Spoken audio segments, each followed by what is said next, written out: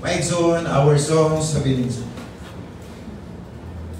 expressing our commitment to serve the Lord. The best thing that we could offer to the Lord is giving our lives to Him. And the first thing Paul mentioned about sharing the doctrines of salvation, sanctification, and security of the believers is the offering of our lives to the Lord. Chief Ingram said, ang pag-offer nato sa atong kinabuhi sa Ginoo is not a noble act. Buti pa sa budiling ni butang nga murag naghatag-tag pabor sa Ginoo. Nga kung mga lagad tas Ginoo i-offer nato ang atong kinabuhi, din naa na dayon utang kabubuton ng Ginoo sa atong kinabuhi. It's not that. Because our offering of our lives to the Lord, sa atong total personal dedication at sa atong service sa Ginoo, this is just a response to the grace of God. Diba ningon siya, I beseech you therefore, brethren, by the mercies of God. So ang paghangyo ni Apostle Paul is by the mercies of God. Establish niya ang foundation na we could offer our lives to the Lord is the mercy of God. Super abounding mercies of God. Now, the Apostle Paul could really testify the grace of God. Ingon siya din sa verse 9 na ako'y pinaka-list sa tanan ng mga apostles. Because ang Ginoo nagpili og 12 apostles para sa nation Israel. O ang Ginoo nagpili og 1 apostle, the Apostle Paul, para sa body of Christ. Na kung mag-isgot og mga revelation before sa calling ni Apostle Paul, grabe kayo mga miraculous powers ihatag sa Ginoo sa 12 apostles. Tama? So si Paul, i-compare yung kaugalingon dito sa mga apostles, lahi ra gyud siya. But you know, gikan sa iyang pagka-persecutor, gitawag siya sa Ginoo to salvation, ug nahimo siyang preacher of the gospel of the grace of God. Nakita ba niya ang dako ng kalainan siyang kinabuhi, and he said, kung unsa man ko karon, it is by the grace of God. That's why, ma-mention na ako niya later, but gusto na akong ma-emphasize din, I am what I am because of His grace. Pinakadungog ko sa kapastor na ingon siya, gigamit niya ni nga verse, ingon siya, kung bugoy ko nga pastor, ingon ani ko kay tungod is grasya sa Ginoo. Blasphemy na para nako. Kaya wala tagihimo sa Ginoo nga ingon ani aron madaot ta. Ano bitong term nga modul ta, just come just as you are. Naman to, use me as I am, di ba no? Is the watong ta sa Ginoo, that is because of God's grace. Pero kung kita lang sa atong capacity, we are not worthy to serve the Lord. Wala kita. Ingon bitaw si Apostle Paul, I am not worthy. Wala yung punta ko ani, privilege ba? But, by the grace of God, I am what I am. So, His grace in our service, ano yan ang topic karong buntaga, His grace in our service. The Bible teaches almost everywhere that human beings are to serve God.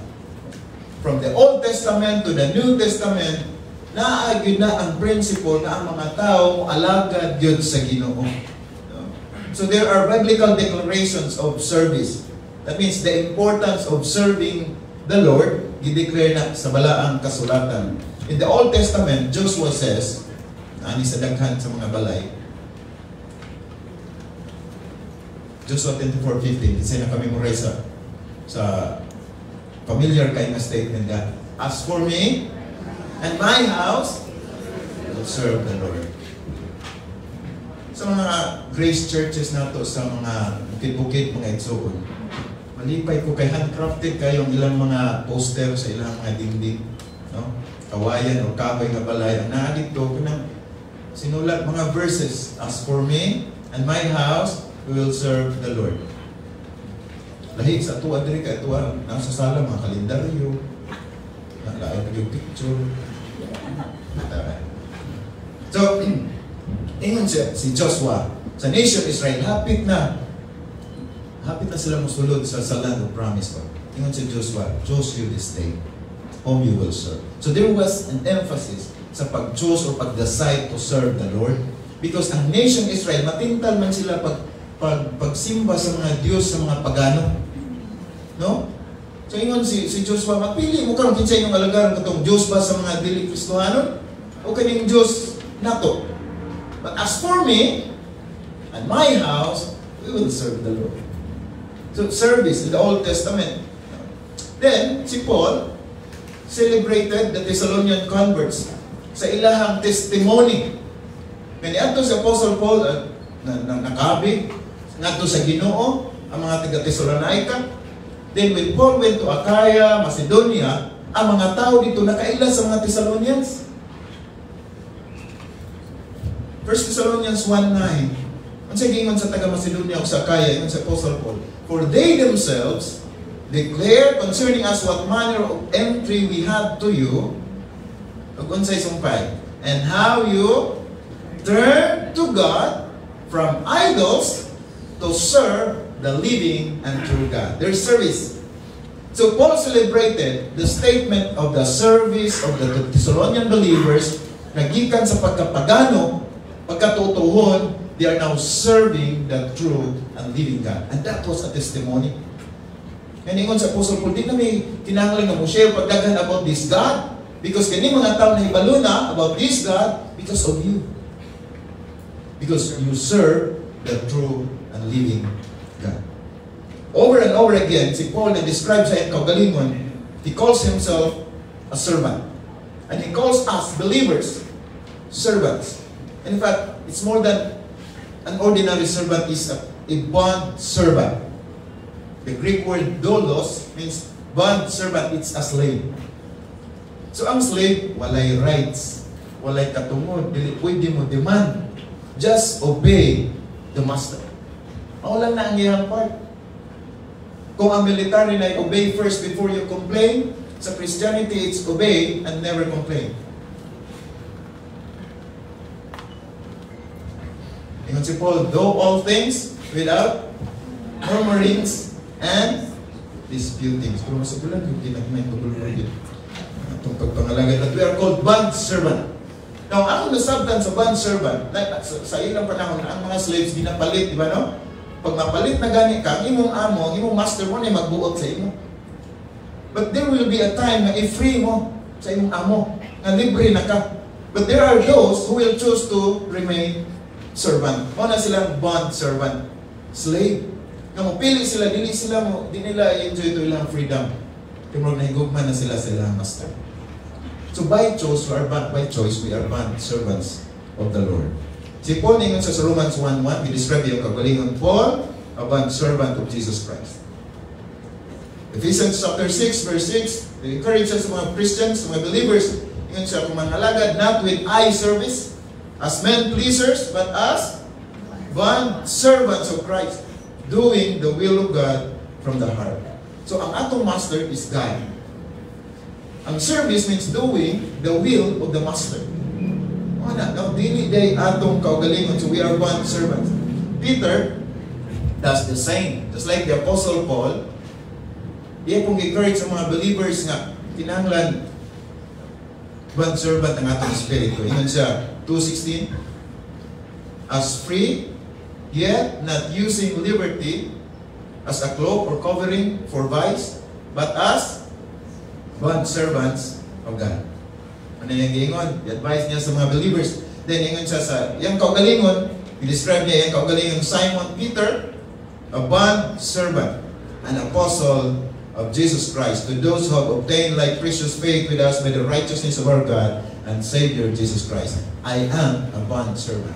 Paul said, I am a bond servant, and you are bond servants.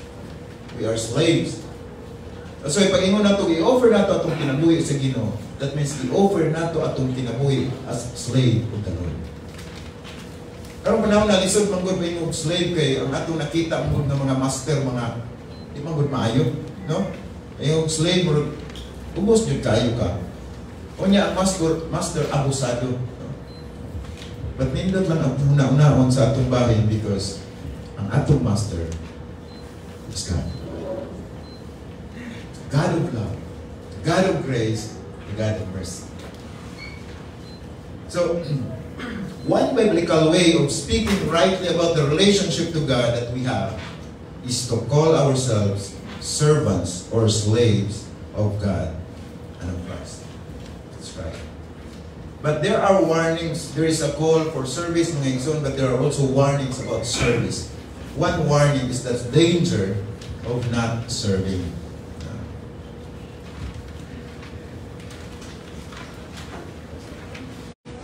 But sa washing of feet kay Jesus Christ sa mga disciples, dito man nagikuha ng statement ngayon si Jesus Christ, ako miani dili aron magpaalaga o dili aron walaga. That's why we wash the dirty feet of the disciples.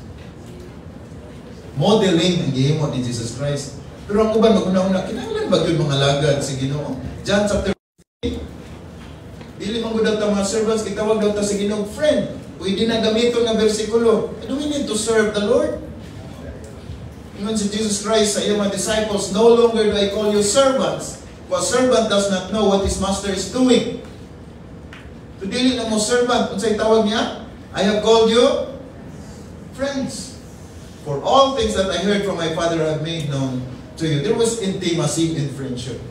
But yun yung sa friendship, wala ka na nag-decide o naghatag ka na to sa implication that we should not serve the Lord anymore because we're friends of God. Ano man, kung tanaw niyo ang verse 14, balik, you are my friends if you do whatever I command you. Katong tao nga nagabuhat whatever is commanded, what is that? How do you call that person? It's a servant. So ang friendship, o ang servanthood, i-equalize din, i-equal. No? Iparehas sa Ginoo. Only ang intimacy, na you know the secrets. That's why God, the Lord emphasized the friendship. Sa mga kamaturan na ginashare ni Jesus Christ to His disciples. Mark chapter 10 verse 45, for even the Son of Man did not come to be served, but to serve and to give His life a ransom for many. Ano yung rason? Mga lagad man ta, kaning man si Jesus ayaw ko, wala po nang paalagad. Ang point mga igsoon, He was modeling a life of service. Ngayon siya kang Peter, Pedro, kang Juan, kang Baruto, ngayon siya serve one another. Kung siya kang gibuhat sa inyo, buhata po ninyo not to soban. Another danger is the danger of presuming to meet God's need. In other words, mag-decide ka ng mga lagad sa Ginoo, kay kinahanglan ni sa Ginoo. Na ipanginahanglan ng Ginoo, din kinahanglan na akong i-meet. No? Then kung mga lagad na nadayo utang kabubuto ng Ginoo. But Psalm chapter 50 verse 12 says, if I were hungry, I would tell you. I would not tell you. For the world is mine and its fullness. Call upon me in the day of trouble. Ang Ginoo, isag wala ka. Mga lagad man kanya o dili, Diyos ihapon siya. Ika pwede maingon, undangan akong pangalagad, tanaw na tumaon sa Ginoo. You know, presuming to meet God's need. Yung mga Ginoo, ako na tanan, kung sa may akong gikinahanglan. Kung malimot sa high school ko na bayad dito sa Bible School sa Tagum na ang mag-guard isulatan ninyo dito. God without man is still God. But man without God is nothing. Now nakita na ang Diyos dili mausab regardless sa imong response ngadto kaniya. I see the balance of God's sovereignty and human responsibility nga gitudlo sa Bible. Usahay sa so, pa magulabog ang atong pagsabot kaya ato man yung sa so, pa mahimot ang bias ba sa pagunahuna niya na again pagsulti ni Apostle Paul sa Romans chapter 10 na ang mga tao, mga Israelites tungod sa law, they try to establish their own righteousness. Instead nga maingon sila, wala may mahimo, dili na mo kaya ang standard sa Ginoo. They establish their own righteousness, they compare themselves with others. Ako nakatuman kung ingon ani ikaw wala. Gatag ko sa akong 10%, ikaw wala. So I am righteous. So kung ingunan na lang maigsoon ng atong righteousness, magdepende sa katapat. Ano yung katapat ninyo? Do you feel righteous? Hindi rin lang tas kagwapo o kagwapa. Depende niya po na sa katapat. Kung gusto ka mo gwapo, dapat kasi yung ginahon ng mga mahot. Mga pangit, dapat layo na po. Wala daw pangit kaya anak man sa Ginoo pero kung suilor na may suanoy. You serve God. We serve God, but not by presuming to meet His need. Because God owns everything. He does not eat your supply. Wala pa ang tao. God is already love. God is already just. Wa pa makasala si Adan o si Eva. God is already love and God is already just. Bisag nakasala si Adan o si Eva, nakasala tang tanan, God is still just. Kung naamay malaglag tungod sa sala kay wala mo response sa pagtuo ngadto sa Ginoo, God is still just. Kaya salvation na itong nangkod, we do not deserve this. Tama? So kung dili mo hatag ang Ginoo na siya katungod, dili ka niya tagaan o kaluwasan. Dili ka niya tagaan eternal life na ay katungod ang Ginoo na. Kasi capacity ngay mo na. But we should thank the Lord because He is the God of love, mercy, and grace na tagaan tag kaluwasan. Pero kung di ka niya tagaan, dili niya po lang ito sa mga question. That's why we celebrate God's grace. Amen? We call on Him in need, not the other way around. Di mamatay ang Ginoo, di ka mga lagad niya. If we start serving God as though we could meet His needs or as though we could put Him in our debt and make Him our beneficiary, we will. Kung muna na, imong muna sa pagpangalagad. Kung pangutanong tayo muna na ba ito pagpangalagad, pwede man tayong maingon nga dili yun, kaya para sa Ginoo, gini. But you know, sometimes pag magdaot ta, maguyat ta, wala tayo kwarta, Lord, ano ako man? Lord, faithful ba yung ko, Lord? Ano? Di ba? So that means, nag-una-una tag-kondisyon na mga lagad tag-maayo, di ta makumpre, di ta magsakit. Sa ato pa, ang atong pagpangalagad sa Ginoo, atong ikwinta na utang kabubuton sa Ginoo, kag magkalisod ta ato sa paninglan. Red flag na para sa ato. Ang message ng karong buntag are the implications from 1 Corinthians 15 verse 10. First implication, so verse na to, atong key verse is 1 Corinthians 15 verse 10, is that the source of our service is His sufficiency. Sa mana sa Binisaya ng sufficiency?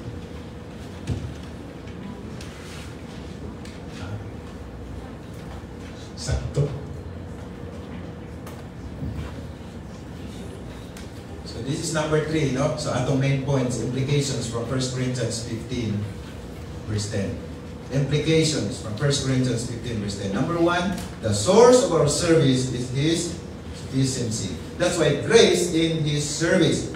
There's no service to the Lord. Walay servanthood without the grace of God. Ano makapangalagad ta sa Ginoo tungod kay atong source ang Ginoo mismo. His sufficiency.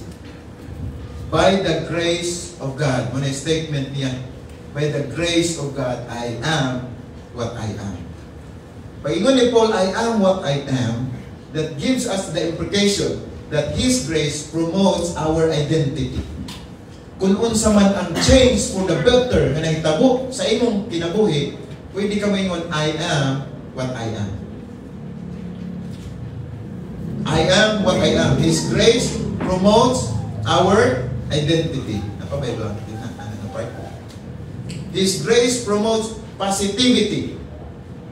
Paul, from being a persecutor to being a preacher, doon ay change, transformation sa iyang kinabuhi. And that is because of God's grace. So God is so sufficient na kaya niya ang persecutor mo ang iyang preacher. Sa unsa ta kadautan nga so kaya kitang respond sa Ginoo if we respond to Him in faith. And away mong kinabuhi karon. Unsa ka karon ug unsa ka sa una. Di ba lahi ang karon? Kaniya na itulog kayo mo. Yan mo karon wala na gyud. Pag unsa may nahibawan nato sa Bible na mga dispensations, na principles of God, kay balutay kun ani, wala na ni gina-practice karon kay dili ni sa atong panahon karon. Ug kung ta nag-transform lives. Musta man atong testimony na may kausaban.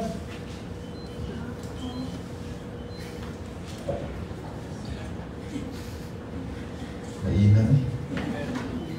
Wala magdata. Ito ni mga taga-grace usakay. Ulawod. ulaw ta mag-testimony nga nangausap na ta, gibag-o ta sa Ginoo. Akong usmo to akong kailan sa saray. Amigo, kailan kayo siya na ako malimot. Pag sige, may kita, tawag ko ka pastor. Isa ganit ka. Ako si Jay, batang saray, ibag ko sa Ginoo. Jay? Nga nung tatang, butan kayo. Butan, masuko. Buwangan ni Moy, malipay. Pwede na taga-grace. Lahit ng simbahan sila. Ang transformation na nagkakitabo, ang naghatag na itong ability to serve the Lord is the sufficiency of God. Amen. Second, the strength of our service is His reliability.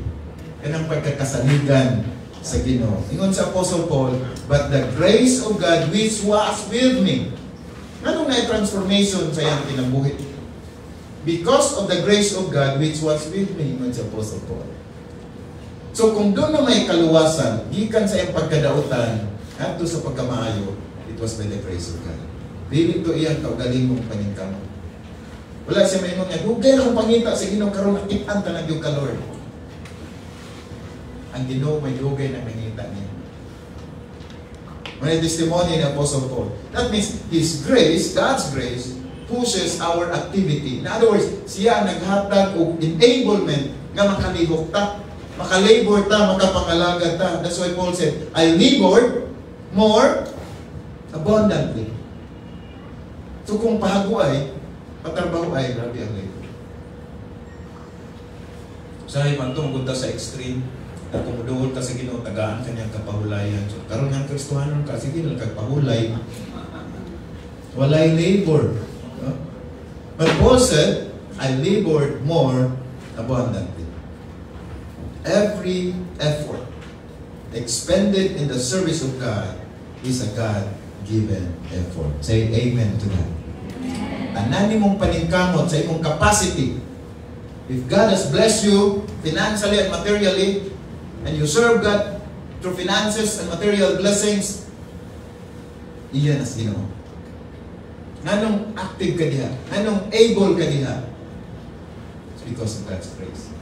Kung itagang kag talent sa Ginoo, imo nang i-offer na to sa Ginoo, nangalagad ka pinagi sa church, kanang na effort, gikan na sa Ginoo.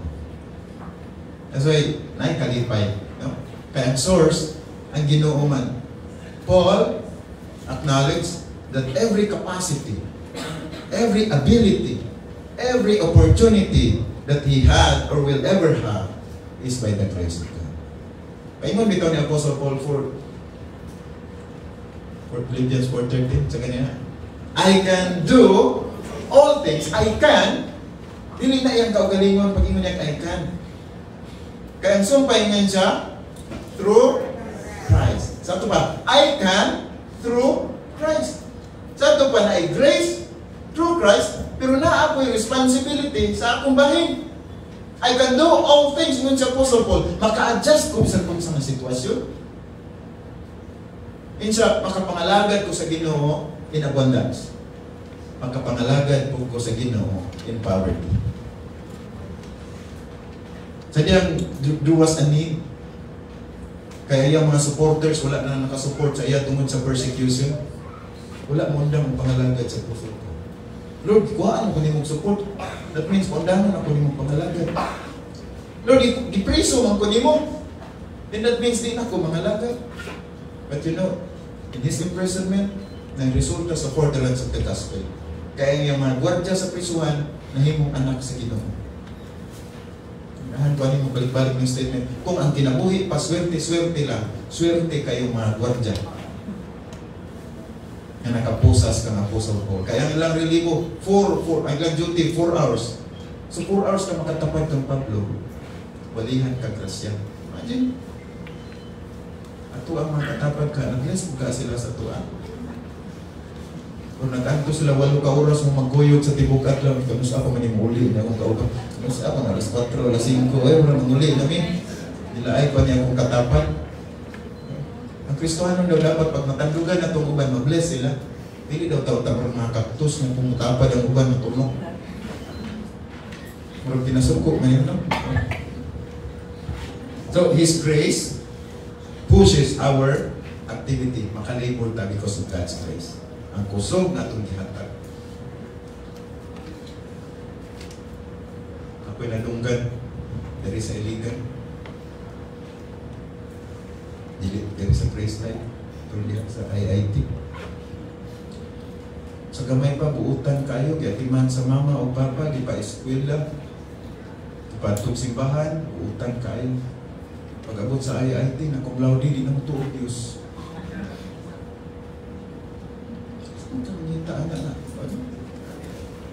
Kasi naghatag niya capacity ng eskwela. Kasi naghatag og opportunity. Na mas scholar. Hindi nagtuo sa Diyos. This grace pushes our productivity. Ingon si Apostle Paul sa testimony, ang grasya sa Ginoo nga akong nadawat, His grace toward me was not in vain. Kumusta ang grasya sa Ginoo nga imong nadawat? Vain sa Greek means waste, empty. So ang grasya nga yung nadawat, wala mahimong kawang. Lalo ng kawang. What masayang? It was not a waste, not empty. Right? So when we decide to serve the Lord, it's not a waste. Sa typical na mga churches, pag mayroong kagmato, mga alagad ko sa Ginoo, kanang pasabot ka ng eskwela kag Bible school para mag-pastor ka, mura na pangalagad tawag sa uban. Kung nagdaghan kayong istorya about sa pag-atog Bible school, magdinig ka na maingon ikaw kay bright ka sa math, mag-engineer ka, ikaw kay may ka tubag-tubag, abogado ka, ikaw kay masakiton ka, to ka Bible school ka. Di tanawa ng graduate, maniwang kayo. Pero gusto kayong mamumba. Diba no? Ng kamera, mura ba ka-promote kami rin ang alagad kay kami ang nagpastor. Kami ning graduate sa Bible school. Ang ministry mga eksundili ng pagpastor. Isang unsa nga yung gibuhat para sa Ginoo. Pinagi sa uban. That's ministry.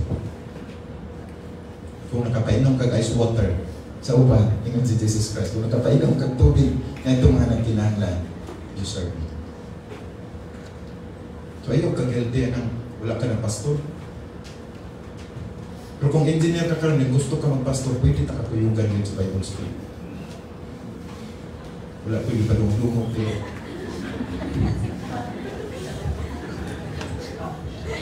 Number 3. The secret of our service is our humility. Kung ito na yung naka-mindset sa una, na parenti si Limer na daghan o anak sila o yung auntie. Halos silang tanan ni graduate ka Bible school. And proud yun kayo ang parents. Kita gini mo ang joy ba? Isa ra no? Or ano ba? Ang wala kay eskwela Bible school. Sa walo sila. Dayon, kami, duharap na na. Kanya, honestly, kung suon, pag may, ingon ang isang, ako pa gusto ko mag-doktor. Ako, Bible school lang ka. Ako pa gusto ko mag-abogado. Bible school lang ka. Pero sa tinuon, pag ingon na mag-doktor, nalipay ko. Pag ingon na mag-abogado, nalipay ko. Kasi ko guna-una, what if one day mayon sa pa, natulog Bible school. Magno siguro ko. Karinig man ang mga istorya, ha? Kinamang ko ko'y antiques, may lang Bible school. Pero no comment lang. Dahil ang sunod na po, eskwela na po Bible school. Pagkabalo niya, eskwela na po Bible school, imong manghod. Katulong, eskwela na po. Kinsa na may suporta ninyo, nga cross na mo pobre. Pobre mo gano'n pastor. Ito. Tubalik ta. Number 3 na ta. Kaya mo mambugiro pa ni ma'am. Ang number 3 rabat, the secret of our service is our humility. Ano ito i-apply ka rin? Ano bang pagkamapilong sana? Walay servanthood kung walay humility. Kung decide tag pangalagad sa Ginoo mga inso, again, it's not a noble act. It's slavery to the Lord Jesus Christ. Pero nalipay lagi sa Apostle Paul, iisip lagi niya nga dungo. Nga naman, it was because of God's grace. It was because of God's grace. The Lord's example of humility is in Philippians chapter 2. Ingon si Apostle Paul. So, ganili man ni Apostle Paul din na. Philippians. Let this mind be in you, which was also in Christ Jesus. That's this mindset of humility. He was God, nagpakatao, simple nga klases pagkatao, namatay, makauulaw nga kamatayon. Grabe ang pag-stoop down ni Jesus Christ. Gikan sa iyang deity, hangtod sa iyang humanity, hangtod sa makauulaw nga kamatayon. Ito sa shame. But you know, there was transformation. Ano man, when He came down, He raised up sa Ginoo to the highest level. Ang iyang kamatayon, ang cross sa unang panahon, shame. Kaya kung ilansang ka sa cross, that means criminal ka. Ilansang ka sa cross, that means makauulaw ang imong kinabuhi. Christ was crucified at the cross. But the meaning of the cross was changed after the death, burial, and resurrection of the Lord Jesus Christ. Because the cross represents grace. Parang pwede na makulita sa cross. What's the meaning? Naman ko'y nalunggan isa, ayun ang cross, kaya dautan na, kauulaw. So, ang ginagsangan ni Kristo ng cross. Giwalid ng Apostol Pablo, kaya gitawag ng good news. Yan naman, naghatag na ito o grasya. Kani imong kinabuhi karon, grasya na sa Ginoo. Ang Ginoo naghatag ni mong wisdom. Ang Ginoo naghatag ni mong opportunity. Ang Ginoo naghatag ni mong mga partners. Ang Ginoo naghatag ni mong mga supporters. Pagpangalagad sa Ginoo. Yun siya, yet not I. Kung unsa makukaroon, balik na po niya dito sa statement, di ni akong kaugaling mong paningkamot. Pwede ba ka rise sa position of authority sa imong kaugaling mong paningkamot? Pwede. Pero I know, dili ka malipayon sa sugod. Kanang trying hard na pagpangalagad, trying hard na pagkabot sa posisyon, dili ka malipay din. Ang makapalipay na ito, katong posisyon, privilege, and ihatag sa Ginoo pinagi sa iyong grasya. Letter A, His grace prevents our self-sufficiency. Pinahalan mo, decide ka mga lagad sa Ginoo, humble ka. And you cannot be humble unless you are willing to be humiliated. Nadili ni Paloy-Loy ako, pero istorya lang man may nalang nadumduman ninyo. Sa first year kami sa Bible School, ingnan mi sa mga senior, pastor dito bro. Pastor, hindi manudlay sa wayon ka ba? Kung manudlay pag pinahapay, magtilaan baka. Kung magtakin ka sa wayon, kung dili ka magtakin sa wayon, yapon ka. Parang usahay, magtakin, usahay po dili. Para ito istorya ito nga, duha ka papa o anak sakay kabayo. Pag agil na sa barangay mo ng mga tao, grabe ko sila maluwi, kagamay sa kabayo, duwagin sila ni sakay. Hindi mo ng anak, naog ka na, ako nalay sakay. Abot sa sunod barangay ni mo, grabe, way kaluwi, ang papa siya nagsakay, ang anak, ipabaklay. Nakbailutan. Abot sa ulahan ni mo na po, grabe ang anak, kaya niya nga siya nagsakay, ang papa, ipabaktas. Kasunod, di na lang ipasan ang kabayo.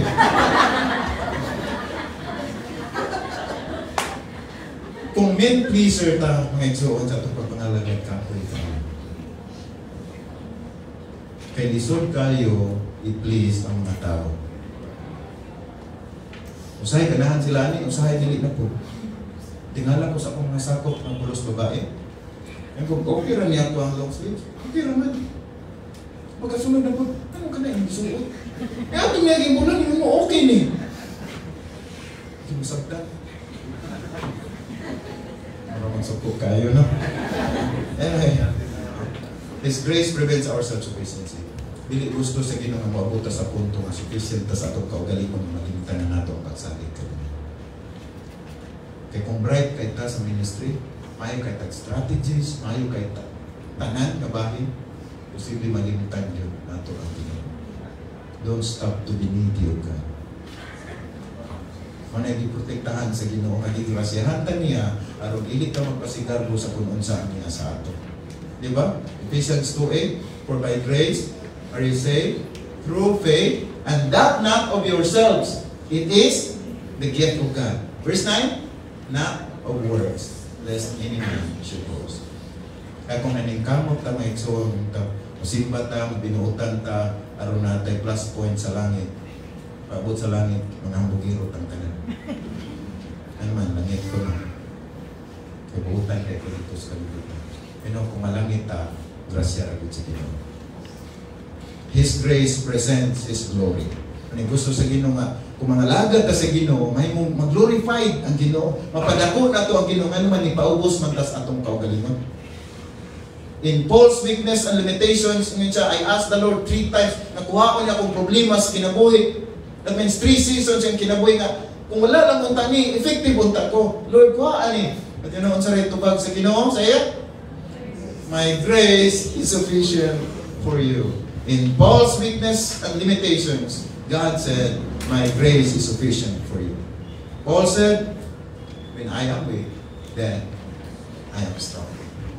Ito makita na ito atong mga limitations. Ingon na kita, ikaw na yun din ako.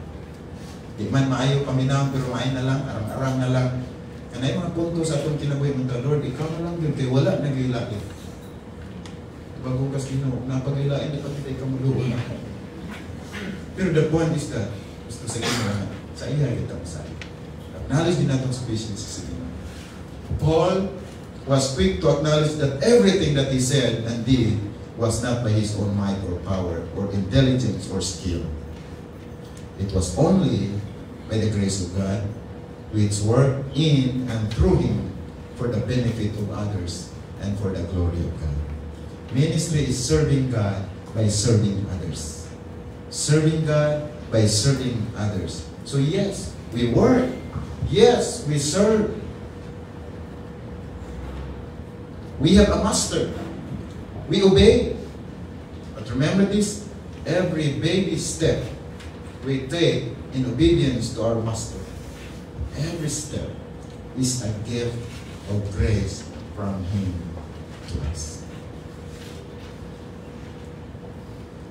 1 Peter 4:11 says, if anyone speaks, let him speak as the oracles of God. If anyone serves or ministers, let him do it as with the ability which God supplies. That in all things, God may be glorified through Jesus Christ. Dili atong glory kung daghan pay mahimo para sa Ginoo. To whom belong the glory and the dominion forever and ever. Amen. So again, every effort expended in the service of God is a God-given effort. Balik ta sa atong verse, 1 Corinthians 15:10. Kung ma-memorize nyo ni karong simana, mas maayo. Ingon si Paul, but by the grace of God, I am what I am. And His grace toward me was not in vain. But I labored more abundantly than they all.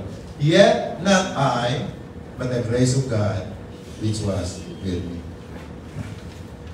All God-pleasing service is done in the moment-by-moment reliance upon God's service enabling power.